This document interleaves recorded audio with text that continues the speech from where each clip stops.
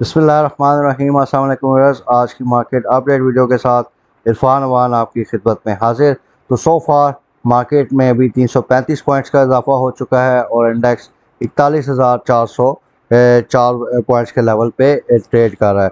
तो व्यूअर्स, आज की अगर हम मेन न्यूज़ देखें तो उसमें जो आज मार्केट पे मेन न्यूज़ है वो चाइना ने 2 बिलियन यूएस डॉलर्स का जो लोन था उसको 1 ईयर के लिए रोल ओवर कर दिया है और इससे हमारे जो फॉरेक्स पे रिजर्व से प्रेशर था वो काफ़ी हद तक कम हो जाएगा।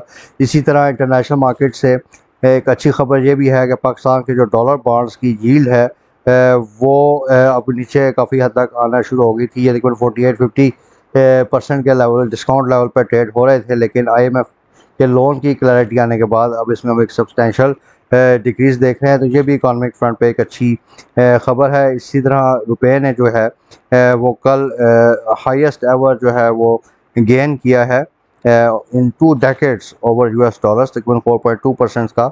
और अभी जो डॉलर है वो तकरीबन 220 के लेवल पे ओपन मार्केट में ट्रेड हो रहा है। आज इसमें 3 से 4 रुपये की फर्दर डिक्लाइन आई है। तो व्यूअर्स, इसी तरह जो कल स्टेट बैंक का ऑप्शन हुआ था PI 20 के लिए, तो उसमें भी हमने देखा कि इसकी जो यील्ड्स हैं उसमें तकरीबन 5 बेसिस पॉइंट्स का एक नॉमिनल सा डिक्रीज़ आया। और ये तकरीबन यील्ड्स एवरेज अगर हम इसको देखें तो ये 13.40 से 13.95% की रेंज में वेरियस टाइम पीरियड्स पे वेरी कर रही हैं। तो ये भी एक अच्छी खबर है मार्केट पॉइंट ऑफ व्यू से। और गोइंग फॉरवर्ड इससे जो एक बात चल रही थी कि एक बड़ी इंक्रीज़ इंटरेस्ट रेट में दोबारा से मार्केट एक्सपेक्ट कर रही थी, तो उसमें थोड़ा सा वो जो न्यूज़ है उसका इफ़ेक्ट कम होगा। अब चांसेस हैं कि अगर न्यूज़ ये थोड़ा इंटरेस्ट रेट इंक्रीज़ करते भी हैं तो बड़ी नॉमिनल किस्म की इंक्रीज़ होगी। तो व्यूअर्स, मूविंग ऑन, अगर हम सेक्टर वाइज परफॉर्मेंस देखें तो मैं दो सेक्टर्स आपके साथ स्पेसिफिकली आज डिस्कस करना चाहूँगा। कि एक तो आज हम देख रहे हैं कि जो रिफाइनरीज हैं इसमें आज हमें एक सेलिंग प्रेशर नज़र आ रहा है। तो उसकी मैं आपके साथ न्यूज़ शेयर कर लेता हूँ कि इसमें तकरीबन 15 अरब रुपए का जो लॉस है इनको बुक करना पड़ेगा इन द कमिंग 15 डेज़। और इसकी वजह प्राइमरीली ये है कि जो गवर्नमेंट ने एक्सचेंज रेट फार्मूला रिवाइज़ किया है, इसकी वजह से ऑयल मार्केटिंग कंपनीज़ को और रिफाइनरीज़ को जो है वो हिट पड़ी है। तो इस वजह से आज हम इस सेक्टर में थोड़ा सा एक नेगेटिव इसका सेंटिमेंट देख रहे हैं और इसमें थोड़ी सी हमें एक एग्रेसिव सेलिंग भी नज़र आ रही है। इसके अलावा व्यूअर्स, क्योंकि डॉलर का रेट जो है वो काफ़ी हद तक रुपया जो है डॉलर के मुकाबले में स्ट्रॉन्ग हो रहा है। तो इसमें जैसा कल हमने अपने व्हाट्सएप ग्रुप में आपके साथ अलर्ट्स भी शेयर किए थे, तो उसमें ऑटो पार्ट्स असेंबलर देखें कि ये मेन बेनिफिशरी होते हैं क्योंकि ये इम्पोर्टर्स होते हैं। तो ऑटो सेक्टर में आज हमें अच्छी तेज़ी नज़र आ रही है, जिसमें थल है, PTL है, एटलस बैटरीज है और ऐसा के डिफरेंट शेयर्स में हमें अच्छी परफॉर्मेंस नज़र आ रही है। और उसका बेसिकली रीज़न ये है कि क्योंकि अब डॉलर की प्राइसेस कम हो रही हैं, तो डॉलर की प्राइसेस कम होने की वजह से इन कंपनीज़ के मार्जिन जो हैं वो बढ़ेंगे और अल्टीमेटली इनकी प्रॉफिटेबिलिटी बढ़ने का चांस होता है। तो इसी तरह GHNL, GHNI जो शेयर्स हैं उस पर भी हम गोइंग फॉरवर्ड अगर ये ट्रेंड कंटिन्यू रहता है तो हम इसका एक पॉजिटिव इफ़ेक्ट देख सकते हैं। तो इसी तरह व्यूअर्स, अगर हम इंजीनियरिंग सेक्टर में देखें तो स्टील सेक्टर में भी जैसा हमने आपके साथ टाइम एंड अगेन शेयर किया कि जो स्क्रैप की वैल्यूज़ हैं इंटरनेशनल मार्केट्स में वो कम हुई हैं। अब स्क्रैप भी ये इम्पोर्ट करते हैं तो बीइंग एन इम्पोर्टर रुपया क्योंकि डॉलर के मुकाबले में स्ट्रॉन्ग हुआ है तो इसका भी इनको बेनिफिट इंशाल्लाह जल्दी आना शुरू हो जाएगा। तो इसकी वजह से हम एक रिन्यूड एक्टिविटी देख रहे हैं स्टील सेक्टर में भी। और इसमें आगा का जो पर्टिकुलर शेयर है व्यूअर्स, उसमें गुड न्यूज़ ये है कि इनका एक प्लांट ऑपरेशनल होने जा रहा है बाय नवंबर।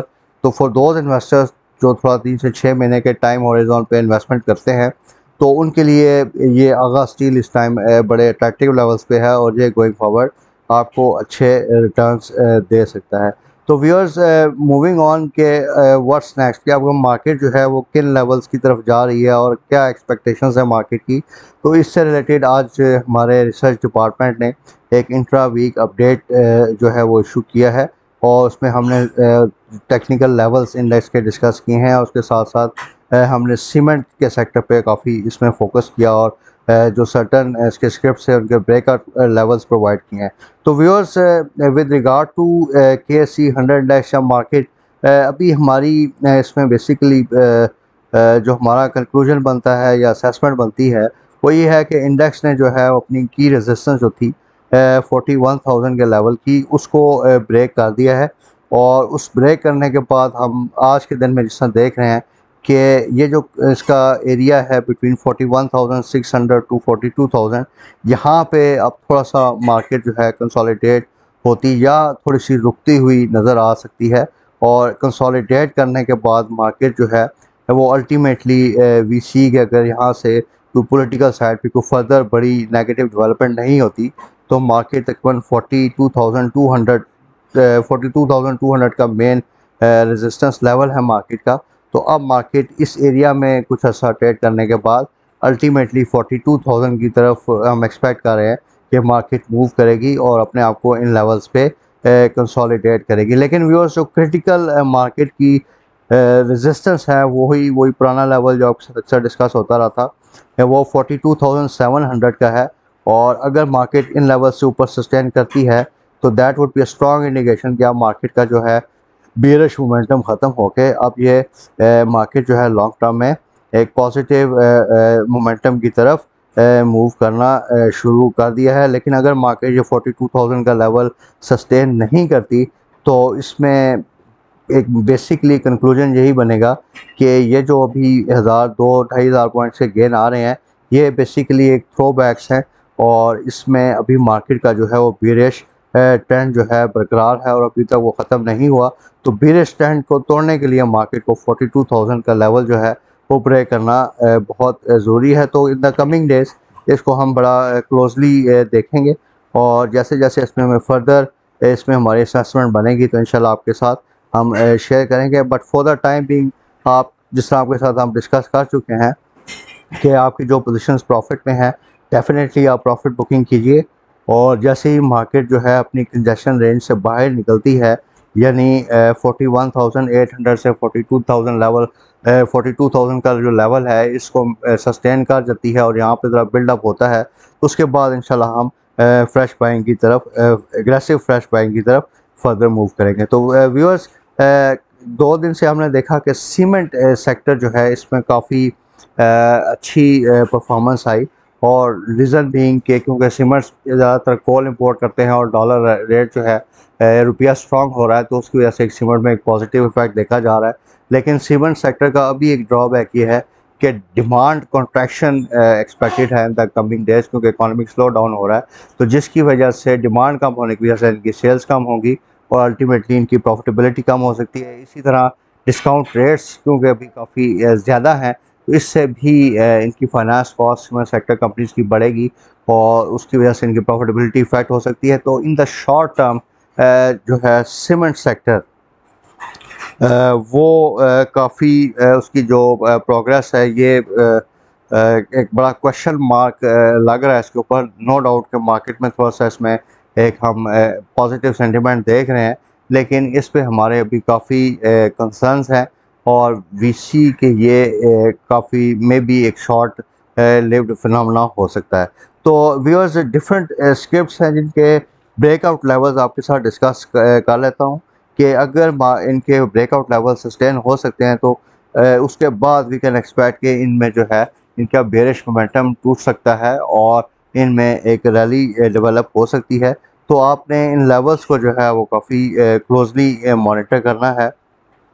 कि फ़र्स्ट ऑफ ऑल हम डिस्कस करते हैं डीजी खान सीमेंट का केस। तो डीजी खान सीमेंट के केस में कल हमने देखा कि तकरीबन 62 जो इसकी की रेजिस्टेंस थी उसके राउंड अबाउट इसने ट्रेड किया है। और उसके बाद इसका जो अभी नेक्स्ट शॉर्ट टर्म की रेजिस्टेंस है और ब्रेकआउट लेवल आप उसको समझ लें वो 64 का है।